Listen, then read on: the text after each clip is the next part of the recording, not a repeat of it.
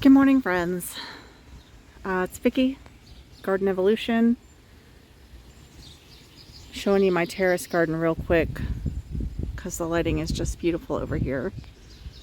And we'll come back and get a better look at it. But there's something I gotta tell you. Something pretty major happened a few days ago. So let's go up.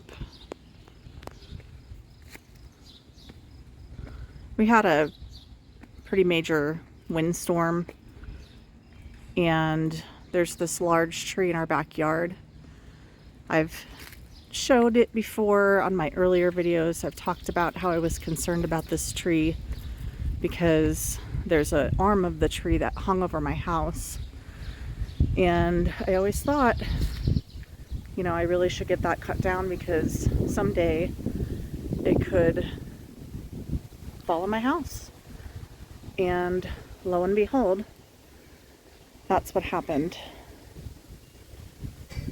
There's silver linings. I'm gonna get to that. So right now I'm just showing you the bad parts.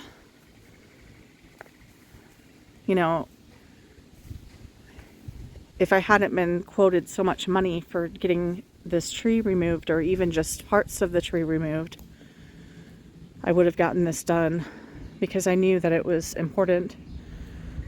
But I didn't have $10,000. So it crushed the house.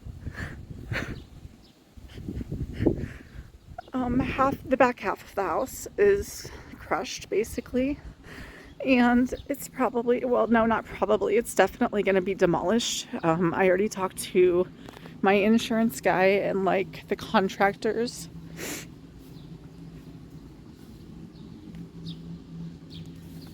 I'm sorry.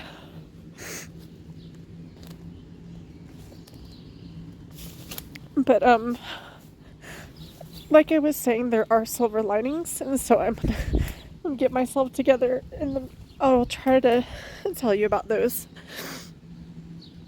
because there's really a lot of silver linings. And before I forget, let me just say that nobody got hurt, and that's a miracle because there were 4 kids here and myself and my husband, and none of us got hurt, and that's the most important blessing of all.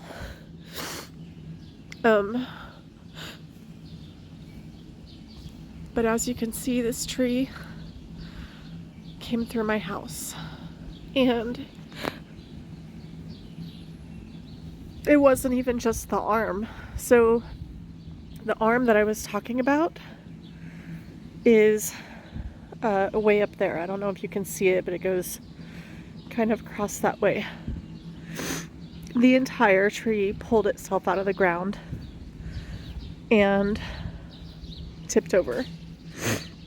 This is probably 100 to 150-year old silver maple.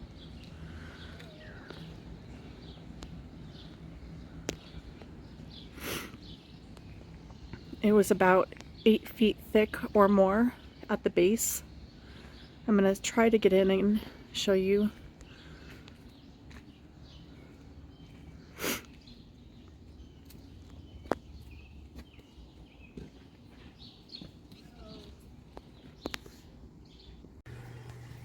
You'll have to pardon the state of our house because, of course, it's thrashed and we are in the process of moving everything out now.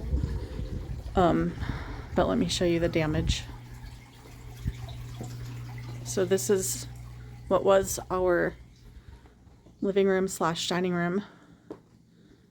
The kitchen and the bathroom are back there.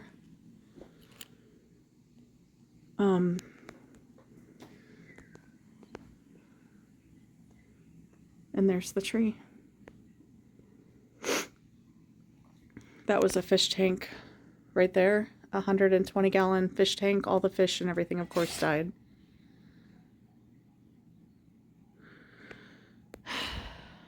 All right, so that's what happened. And now we're having to move out. Oh, I was going to talk about silver linings. All right, let's just get to that part and look at the garden because it's too depressing. So, no one was hurt. All the kids were in the front of the house when this happened due to them just happening to come up and start asking about the internet. And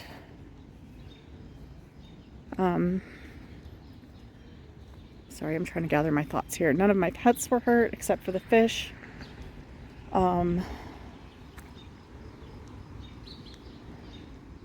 We have insurance. Thank God for insurance. And I want to say that the insurance company that I'm with is Travelers Insurance, and they have been nothing but kind and accommodating. Even though I know this is going to cost hundreds of thousands of dollars, they've been so, making me feel like there's not going to be any problems. They're going to take care of us. They are paying for temporary housing for us, even for our pets if needed. I mean, they're fully taking care of us. So we're going to be okay. We're just going to be displaced. They said it's probably going to be 6 months to a year for this to, be repaired. And, another silver lining is that the front of the house, which was built in 1880, which is the part that's the most important to me, seems to be structurally sound. There may be some damage to the back wall where the tree did hit the back wall. There's a little bit of cracking, fine line cracking. But I'm just really hoping that when they get the tree removed and they get in there and start, looking at it, that they don't have to,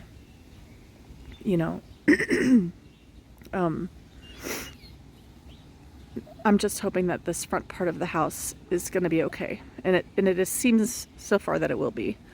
So that's definitely a silver lining. There's something else. Both of my neighbors on each side, the tree basically, went all the way to our property line pretty much and then stopped. So, which is crazy on this side over here because we don't have a lot of space between our yard and our neighbor's yard on this side. The other side of the yard is a lot bigger, but let me come over here.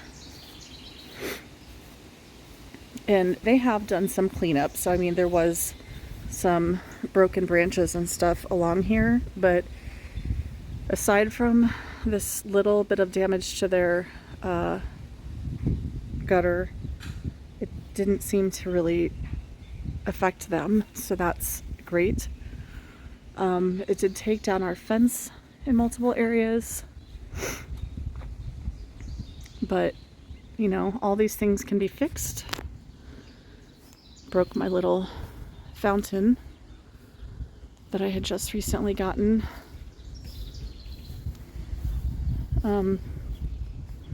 But all of these things can be replaced or repaired, and so it's not the end of the world. My mom's lemon tree, I gave it to my neighbor to water for me while I'm living elsewhere, but this is my mom's lemon tree that is the only living thing that I had that she personally was taking care of before she passed away. That used to be in this side yard right here.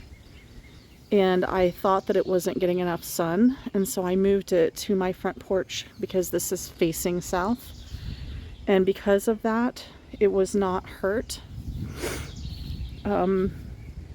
So I consider that kind of a miracle. There's just so many things. There's things that I just keep thinking of. I'm sure I won't remember them all in this video, but it's like, if you look on the bright side, there are a lot of little miracles like that. So I'm sorry, I'm trying to keep it together, but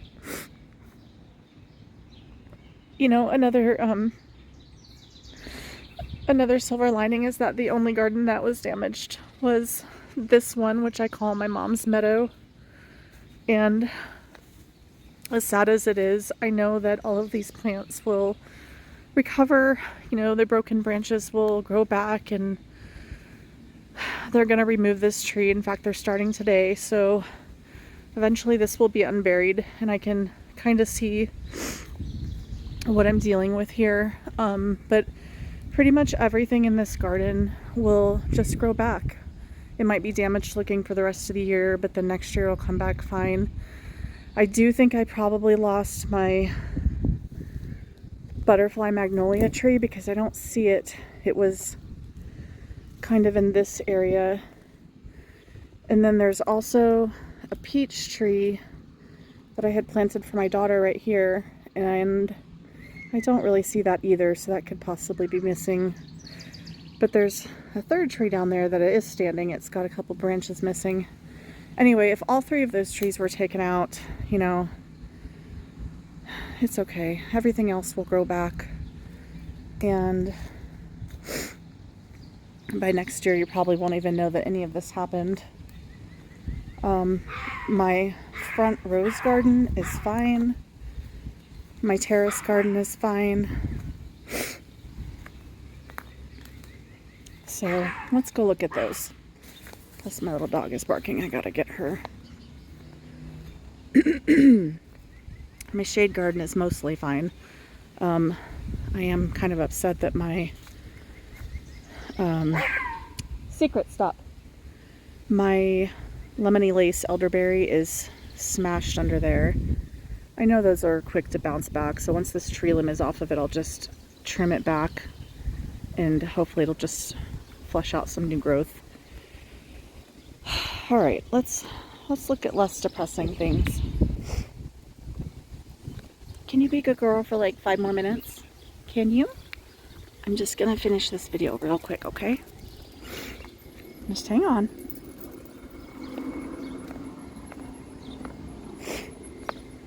So it's about 8:30 or 9 in the morning, and the terrace garden's looking so pretty in this light. Some of my Monarda that I cut back is blooming. I really like this oregano now that it's fully in flower. I'm gonna have to, like I mentioned before, either move this.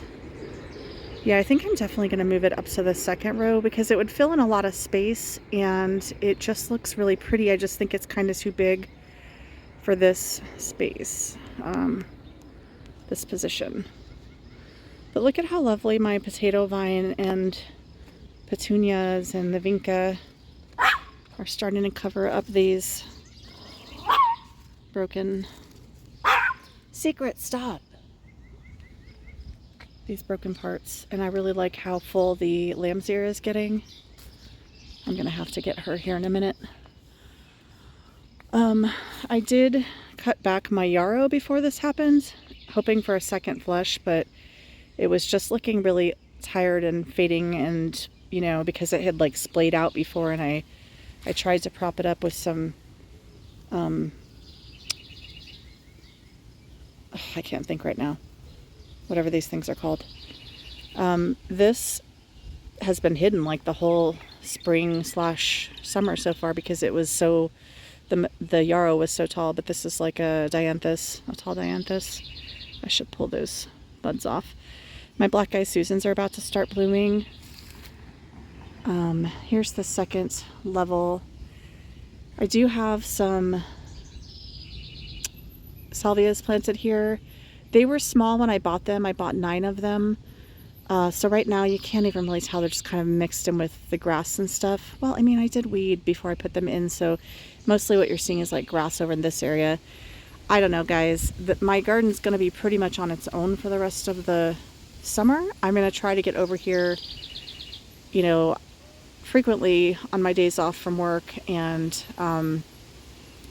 maybe I can at least like get in here and do some weeding and stuff, but I'm definitely not going to be like actively planting, and I don't even have running water at this house anymore, so I can't plant stuff, and we're getting into the hottest part of the year, so we're just gonna let it go. Mother Nature will water it with the rain, so I know all this stuff is gonna be fine, but I'm not gonna be able to garden for the rest of the year, which also makes me sad. But you know, we're walking away from this with everyone's lives intact, and our insurance provider is gonna rebuild our home, and we're gonna get through this. So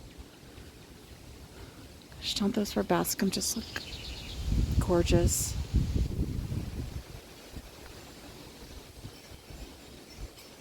so pretty. I love this morning light. I also cut back the lupin. It was starting to look really bad after it bloomed, and I need to learn more about the lupin life cycle, but I get the impression that it takes them a couple, 2 or 3 years before they bloom, and then they have a short lifespan. So I don't know if that means it's going to come back again next year or what. I went ahead and cut back most of the leaves on the top that were starting to look pretty bad. Yeah, so I don't know much more about that. This is a new, what was this? Is this a type of Artemisia? I think this was a type of Artemisia. I can't remember though. The reason I bought it was because it also had this little plant in there, so I felt like I was getting 2 for 1. And I don't know what this is. But, you know, I'm a bargain shopper, so I was like, ooh, 2 plants, price of 1. Veronica's looking good. This sedum, I already think I'm forgetting. I think it's Angelina. It looks like it's getting established pretty good. This one, Snow in Summer. I had mentioned on one video that I thought this got yellow flowers. I was wrong. It gets white flowers. That makes sense. Snow in Summer. But I thought maybe the snow part was referring to its leaves. I bought it for its foliage anyway. I love the silver. All right. I'm not going to go through and name everything, but I mean, my goodness. The garden's getting beautiful. I didn't cut back this yarrow because this yarrow bloomed later than my other yarrows down there, and it's still looking very good. So this is interesting. Maybe this is Peach Sky. I don't remember the name, but when this first came out, it was very orangey peach. And look at how yellow it is now. It's just the most gorgeous color. And this is the kind of yellow that I like, that I'm not afraid of in the garden. The really, really bright yellows, like this coneflower over here, are the ones I've always been afraid to use because I don't know, I felt like it would be too much. But now that I have this coneflower, this is the first year that it bloomed for me. And I mentioned this before, I really want to get more of it. Like, I'd love to have a bunch of that in front of my orange tiger lilies. My Russian sage is getting really tall. It's going to start... Oh, there already are some purple blooms over there. Let's see if I can zoom in on it. You see those? So yeah, that's coming into bloom. This is the first time I ever have grown gladiolas. Clearly I need to get some stakes. And then this is also the first time I have grown drumstick allium. And they're just gorgeous. And oh, my silver Artemisia there, I love that so much. My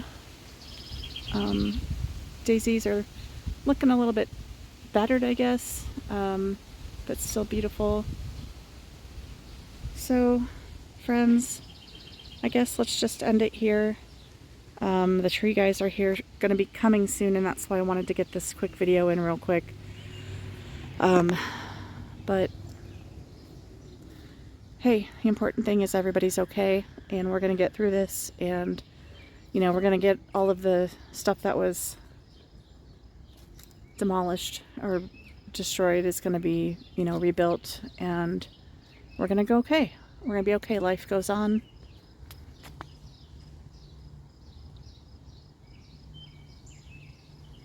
I don't know what else to say.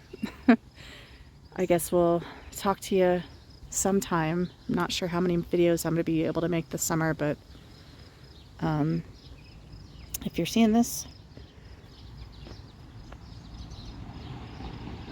don't worry. You know, everything's okay. All right. See you next time.